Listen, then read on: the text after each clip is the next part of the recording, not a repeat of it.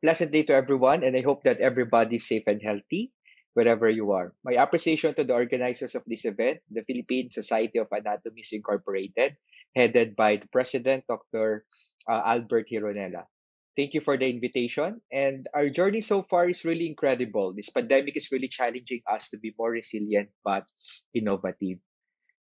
In the next few minutes, we will be exploring the concept tagged as the FunDemic, which runs parallel to the title of my presentation: Fundamentals of Academic Teaching and Learning in Anatomy in Challenging Times. Sometimes we are pressed with so many challenges nowadays that we fail to recognize that the possible solution to our current educational challenges lies on the deep dive to some of the fundamental concepts in teaching and learning.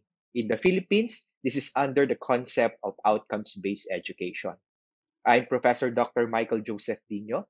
I'm a nurse by profession, but I started my career as an educator at the College of Nursing of the Our Lady of Fatima University in 2005.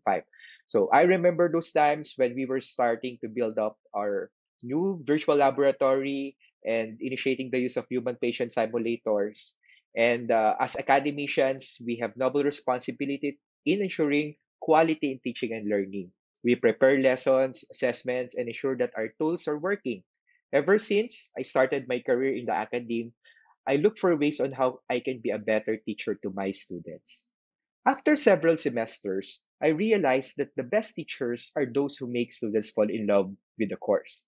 Our ultimate goal is to make them inclined with the subjects that we are teaching, just like anatomy. Dash the hashtags, minahal, nagmahal, nag-aral. And for us teachers, technology is our best friend and make our students more hooked to the course. We play with our edtech tools. We make them feel amazed and realize that teaching with technology is better than the traditional mode. During in-person classes, we show concerns by giving them support activities, and of course, to make learning more concrete. Teachers are social butterflies, and we are in-person dynamics. We are charismatic, and we do have good interpersonal networking skills with our learners. Being with Apple for almost 5 years, I have learned to blend and juxtapose three important roles: as a healthcare provider, as an educator, and as a researcher. As a proud member of its advisory board for health and medicine, I have collaborated with a lot of educators worldwide to further education, research, and health technologies. That includes wearable technologies like the Apple Watch and tracking of vital health statistics and activities of daily living from young to senior patients. At Apple, we develop tools and technologies for teaching in the healthcare sciences. And I remember the time when we collaborated with medical doctors in various countries to develop and evaluate learning materials for medicine, specifically in anatomy. However, because of the COVID-19 pandemic, everything changes. So our usual in-person classes are replaced by virtual rooms, networking sites, and learning management systems. Most of us were caught off guard by recent events, and we never expect that the challenges will come. So the in-person sessions are replaced by virtual environment. But of course, as healthcare providers, we know the value of TLC, or the tender, loving care. So for our doctors who are, of course, in the front lines, okay, TLC might mean time, love, and commitment. However, for those who are in universities and higher education institutions, TLC would mean teaching, learning, and communication. So right now, we are pressed with so many questions and deviating from the usual norms of conducting teaching and learning. So we are pressed with the questions: what to study, who to study, where to study, and when to study. One of the key concepts that I want everyone to remember is that learning is an experience. And according to Albert Mercer, learning is more concretized if we infuse joy and pleasure. This was supported with a lot of literatures in healthcare education for adult learning, or andragogy, where students learn faster and retention is longer if we involve fun. Adults are lifelong learners, and we're also life navigators. It's clever to note that education nowadays are venturing into uncharted waters. And these are some of the objectives that I would like to accomplish at the end of my presentation. So this is the fundamentals of academic teaching and learning anatomy in challenging times. So in the next few minutes, we are going to explore the answers to the questions: what characterizes fundamentals of teaching and learning design? How can educators navigate teaching in virtual spaces? And how can educators keep learners engaged through the use of course, technology? This presentation was also inspired by two of my highly cited publications, which dealt with education and scholarship in the fourth industrial revolution, and the article on humanoid robots and fourth industrial revolution, where I asked the questions: what to teach, how to teach, where and when to teach. I know a lot of you are teaching in anatomy are mostly familiar with learning management systems. So in our institution, we are lucky to have integrated Canvas and LMS 3 years ago. We already explored Canvas prior to the pandemic and is maximizing its benefits today. Our collaboration with Instructure, producers of Canvas, has generated a lot of interesting ideas for remote and independent learning. We're also proud to produce a lot of studies in LMS in higher education, and one of the publications was presented in an international event, CanvasCon, which was held in Sydney last year. And we emerged as the first Filipino to showcase ideas on how to integrate LMS in medical education. The current pandemic produced a lot of shifts in the way we practice medical education. Most, if not all, of the medical schools in the Philippines are urged to reformat their courses. But as educators, we must acknowledge that there's no one best way to redesign and deliver a course. Given a context relative approach, there are many ways or valid ways to teach and learn. And the key is to achieve fit, which means we need to recalibrate curriculum based on the needs of our specific students and based on the requirements of governing bodies. We need to juxtapose these two requirements. Firstly, there are important considerations in designing online learning environments. So, in my 15 years of experience in the academe, there are four must-knows in instructional design and prepare for a more impactful course delivery virtually or online. So, first is know your learners. A simple diagnosis of students' characteristic in terms of age, gender, and their preferences is useful. And studies showed that female students, for example, are more likely to complete an online course, while male students require guidance in some course tasks. Second is knowing your course. It is also a prerequisite, and this involves reviewing your course intended learning outcomes and its alignment with activities and assessment. Knowing your media entails an understanding of your plans with reference to your available media for the course and the capacity to build electronic learning resources in the manner on how you will deliver either synchronous or asynchronous modes. Knowing your resources is also useful, most especially in developing countries such as in the Philippines, where, of course, educators must have an idea on the technological literacy and capacity of their students to sustain online learning. We must recognize that some applications may not work for all of our students due to limitations in connectivity, gadgets, or other things. One of the best practices in this area is an example from Brunei, where they offer instruction based on student type and technology capacity. In our university, we conducted a lot of studies for us to know our students better, where we, of course, discovered the peculiar characteristic of our students. And just to cite an example, being also an educator in the graduate school, uh, fits the resources that I present to my students based on their specific needs. Just like in this picture, where I'm teaching with for Chinese students. It is also important to maximize the technologies that are available. So we should know the features of the technologies, applications, or learning management systems that we are using in our university. And because of these technological requirements, so it's very much important that for the colleges of medicine, we develop what we call the college LMS or EdTech team that collaborates directly with our EdTech office. So, as educators, we need to comply with what we call the technical and technical requirements. So, when we say technical requirements, I'm talking about the minimum requirements as far as devices are concerned, which are presented on my slide. And when we say Technical requirements. This refers to the attributes of faculty members teaching anatomy. So we need to be aware and competent in document processing software as a basic requirement. We need to have, of course, competence in developed learning materials. I know we are doctors and you are not destined only to teach, but of course to serve the community as medical doctors in our healthcare institutions. So as educators, you must be committed. You must be committed to monitor your students' progress. You need to communicate, of course, frequently, not only with your students, but with the online learning team. And one of the most important is we should show compassion or a sense of concern or care for our students.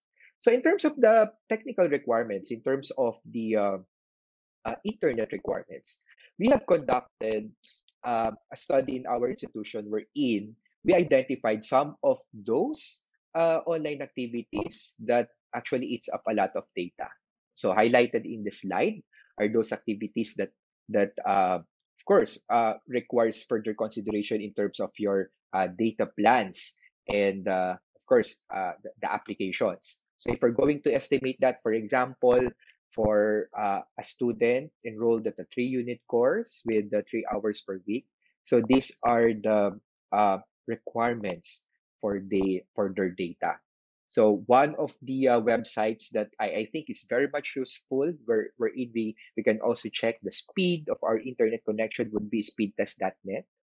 Okay, so by using the speed test.net, we can identify our download and upload speed. And based from experience for our students, they would need a minimum of 10 Mbps, and for educators, around 20 Mbps because we are the ones who are sharing our slides or the applications that we are using on our iPads or devices. So for most educational institutions in the Philippines. So this would be the recommended approach based on research. So 70% must be allotted for independent learning or what you call pedagogy with the use of the different online learning tools and only 30% for instructor presence. If previously you have 3 hours of lecture, so it's not wise for you to have 3 hours of lecture because it will eat up a lot of data for your students. And in terms of the synchronous sessions, it will also, of course, decreases the attention span of your students. So this is very much challenging because most of our students are not independent learners. So we need to teach them on how to be independent in terms of learning and studying the course modules that we develop for them. In online learning, one of the biggest challenges is how to make our students engage in the learning process. I think that's the number one problem. A lot of students are telling us that, of course, they are somewhat disengaged to some of the courses that they are enrolled in, and a lot of studies are teaching us that disengagements and dropouts are common to online courses. So to heighten student engagement, it is important for us educators to know its anatomy. And the secret formula for this is summarized in this slide. So based from a lot of theories in teaching and learning, student engagement has several dimensions, and it occurs at 3 levels. So behavioral, affective, and cognitive. So if we want our students to be more hooked to online learning, or in our course anatomy, we must master the arts and science of teaching in these 3 areas. Again, behavioral, affective, and cognitive. And I call it the hand, the heart, and the mind from the usual philosophy, caput, core, and manus. First dimension is cognitive. We need to understand that the ultimate goal of online instruction is student learning, and students are more engaged in the course if they are actually learning from us. Therefore, it is important to provide maximum learning by stimulating their senses and doing constructive repetition. As the Chinese proverb would say, tell me I might forget, show me I might remember, and involve me and I understand. In whatever platform that we are using, we need to have something that a student should read, see, view, hear, or experience. Knowledge is more concrete if two or more senses are stimulated, and we call this principle teacher superiority effect. Teachers should also do constructive repetition by means of setting objectives, formative assessments, recall, synthesis, summary. Repetition equals retention, and my mom called it the Sharon Cuneta effect. Our teachers must do repetitions hanggang ang himig natin educators ay maging himig na din ng ating mga students. In our university, as an example, we use a variety of tools to make our students read, see, hear, and experience learning. We develop videos, podcasts, and modules that are aligned with learning principles. However, we must ensure that we are introducing the right amount of information to our students. So this is how our modules looks like. And we also develop electronics or digital books, specifically for the College of Medicine. So we offer students, of course, instructional materials that can support or enhance their learning process using ebooks. And these are two of our first developed ebooks for the College of Medicine, the course in histology and, of course, in pathology. So we need to make technology seamless to our students. So as much as possible, we make them user friendly, wherein they once they're signed into a specific account, they can be signed into other accounts as well. And in our university, we do, of course, what you have the Canvas integration, and the contents of our Canvas is very much heterogeneous, meaning it really depends on the course on what applications are you going to integrate with your teaching and learning. But in our university, we call it the PDF Aura with the hashtag Umaura. So when we say PDF Aura, so in our learning management systems and in online learning, we are providing information in pages. We also include discussion boards. We upload files on or handouts or modules to our students. We give them assignments that they need to accomplish within a week. We introduce them to websites that are very much useful in their learning. We also introduce review questions for them to assess if they are learning something uh, personally, and applications for experiential learning. So when developing online resources, we need to put ourselves on the shoes of our students, and we can ask ourselves, are the resources organized for independent learning? Are the content valid, reliable, and plagiarism free? Are the instructions and guide adequate? Does it look good, enticing, and well prepared? And of course, is it a value for money? However, we don't want our students to be overwhelmed. There is a right media for every intended learning outcome. Learning is not effective if we will just provide students with voluminous resources. We need something that are in the right amount but maximum quality, advancing the concept non multa sed multum, or not many but much, and quality over quantity. Another formula in engagement is behavioral. So teachers should ensure that students are involved and active in the learning process. We should develop online activities that will make them participate, not just listen to what we are saying. And remember, quality instruction places the students at the core and at the center stage. I call this concept front learners, or placing the learners at the forefront of teaching and learning activities. So these are some of the applications that I'm using, of course, uh, for my class. So we have Lobster. We also utilize the Pearson MyLab. The use of flip grids are very useful, specifically in anatomy. And I also issue badges to my students whenever they accomplish a certain task. So I also need to communicate with my students to make them involved, because according to a recent study that we conducted, 71% are more likely to receive an outstanding evaluation for educators who are using regular announcement in their learning management systems. There are a variety of applications that we can use for our students to be active and not merely listening during synchronous sessions. I will share some of my favorites, and the first one is Multimeter online application. And it is very easy to use, because just like, of course, your PowerPoint presentation, you just can create your PowerPoint or upload your existing ones. Well, and the most exciting about this is that you can integrate, of course, polls or interactive surveys while you are doing, of course, the presentation. And one of my most favorite is the word cloud. Okay, feature. So, for example, here I'm going to input how will you describe nurses during the COVID-19 pandemic, and once you share that to your students during your Zoom sessions, so by downloading, of course, the QR code and giving them the URL So when you present that, you can see, of course, your students' responses popping out of your screen.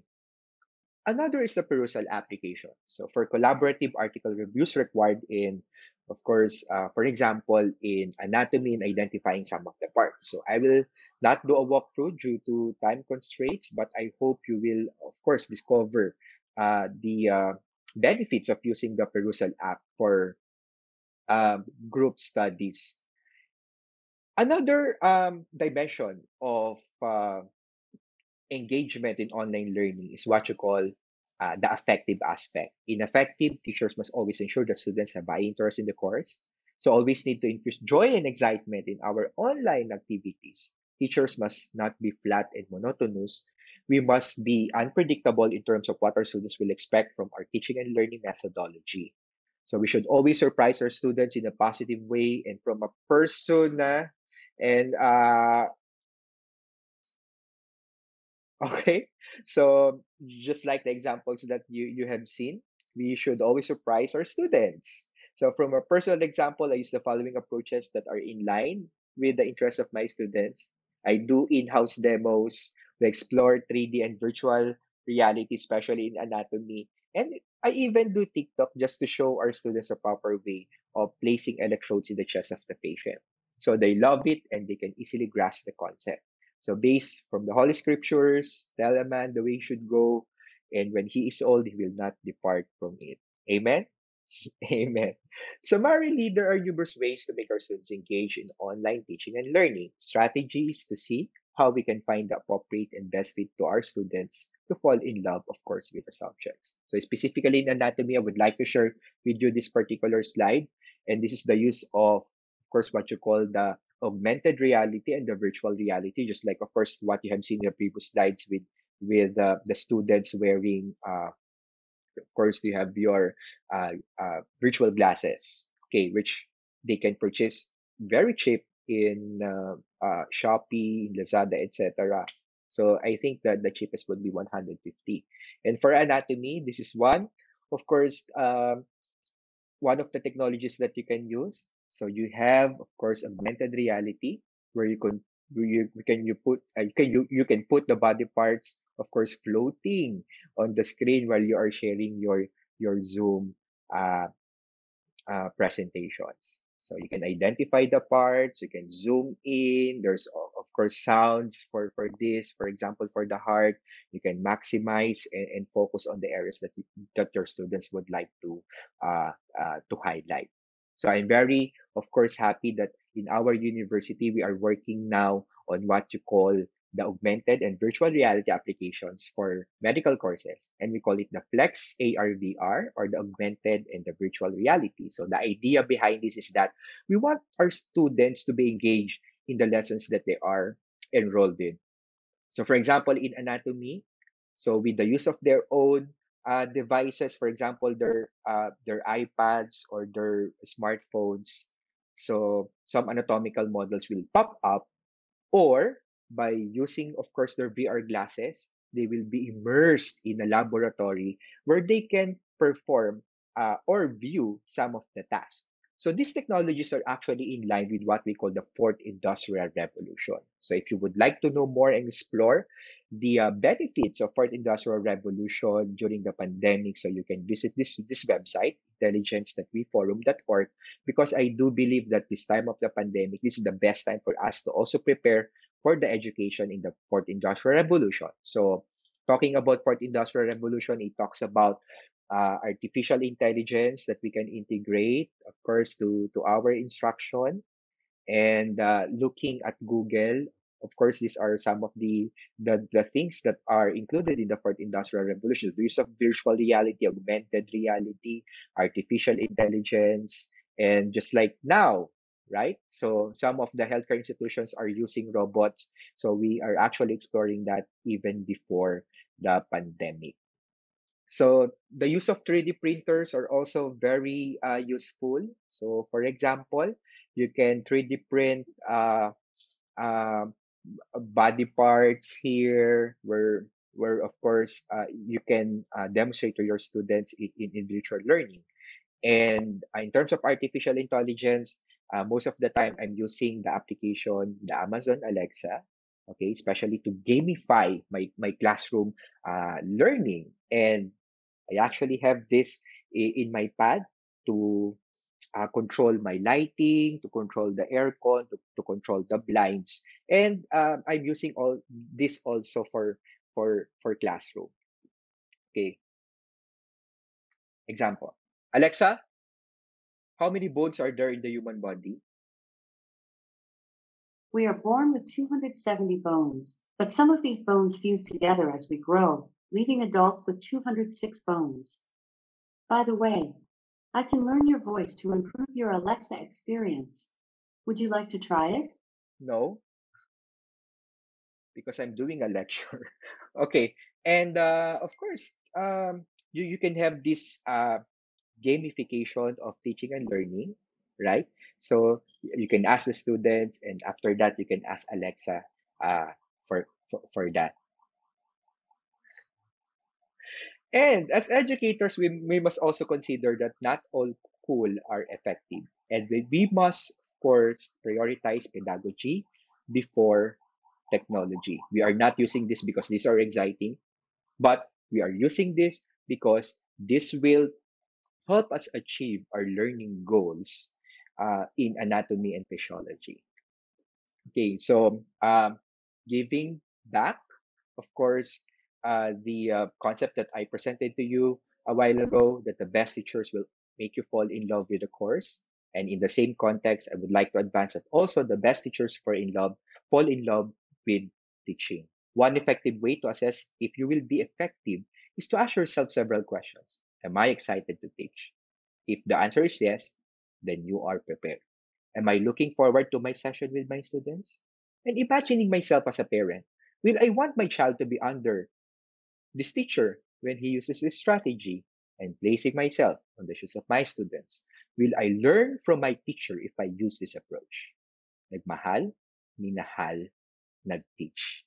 So the core of my presentation can be summarized on the concept of caput core manus. For us to be able to engage our students, we must tickle their mind, we must tickle their heart or compassion, and we must tickle also their skills in performing some of the simple tasks. So also as educational leaders and educators in challenging times, being an effective educator entails a combination of caput, core, and manus. You have that idea, you have that passion in teaching, and you have that ability. Let me end my presentation by sharing to you one of my favorite adage from the novel Origin by Dan Brown. May our philosophies keep pace with our technologies, may our compassion keep pace with our powers, and may love, not fear, be the engine of change. Thank you very much to the Philippine Society of Anatomists Incorporated. I am Professor Dr. Michael Joseph Tino from Our Lady of Fatima University. And if you have questions, okay, so I am very eager to answer your queries. And you can also reach me through the following social networking sites. And I'm also maintaining a YouTube page known as the Dignified, where I am teaching some, of course, tools that can be used by teachers in the online learning environments. These are my references. Thank you very much.